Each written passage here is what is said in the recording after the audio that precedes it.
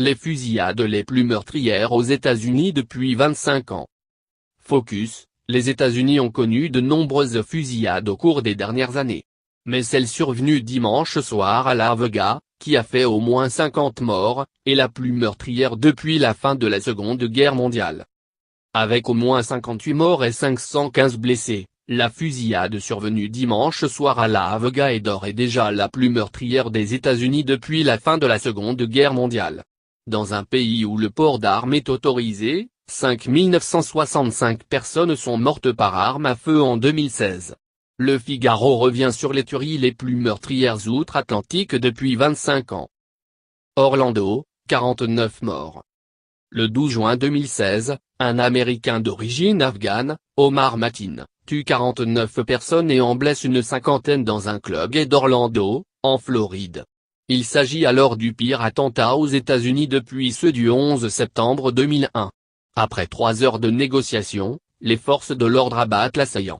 L'organisation État islamique, auquel le terroriste avait fait allégeance, revendique la fusillade. Après la tuerie d'Orlando, la communauté gay sous le choc. San Bernardino, 14 morts. Le 2 décembre 2015, un couple d'islamistes radicalisés d'origine pakistanaise ouvre le feu lors d'un déjeuner de Noël à San Bernardino, en Californie. Bilan du carnage, 14 morts et 22 blessés. Les meurtriers sont abattus par la police après une chasse à l'homme. S'ils revendiquaient sur Internet leur affiliation avec l'État islamique, les terroristes étaient des locaux sans aucun lien avec une organisation extérieure. San Bernardino, 14 morts dans une fusillade très préparée. Sandy Hook, 26 morts. Le 14 décembre 2012, le jeune Adam Lanzac, 20 ans, tue 26 personnes dont 20 enfants dans l'école de Sandy Hook à Netton, au nord-est du Connecticut, avant de se suicider.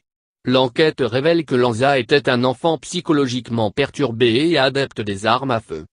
Le tueur de Netton, fils fragile d'une famille surarmée. Fort Todd, 13 morts. Le 5 novembre 2009, Nida Lazan, un psychiatre militaire d'origine palestinienne, tue 13 personnes et en blesse 32 autres sur la base militaire de Fort Todd, dans le sud du Texas. Une femme officier de police est touchée mais réussit à neutraliser le tueur. Soucieux de mourir en martyr, le meurtrier est condamné à mort en août 2013. Le tireur de Fort Todd condamné à mort. Binghamton, 13 morts.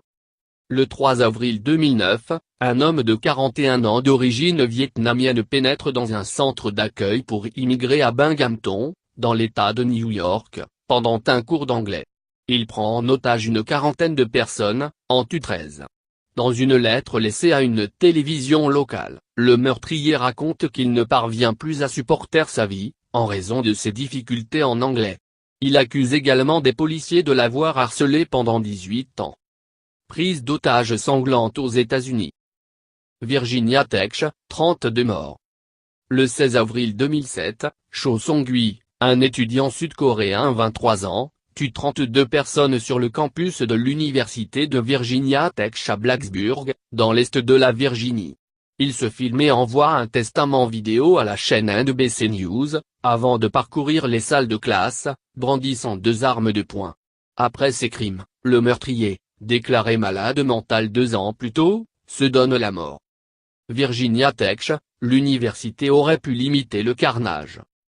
Columbine, 13 morts. Le 20 avril 1999, Dylan Klebold et Eric Harry, lycéens de 17 et 18 ans, ouvrent le feu dans le lycée de Columbine, dans le Colorado. 13 personnes sont tuées. Quelques minutes après le drame, les 2 jeunes se suicident d'une balle dans la tête chacun. Eric Harry avait décrit son plan d'attaque dans un journal intime. Selon les enquêteurs, il était constamment harcelé et souhaitait probablement se venger.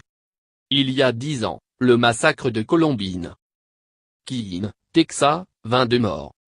Le 16 octobre 1991, un homme ouvre le feu dans une cafétéria de Keene, dans le Texas. Armé d'un pistolet semi-automatique, il tue 22 personnes, en blessant une vingtaine d'autres avant de se donner la mort.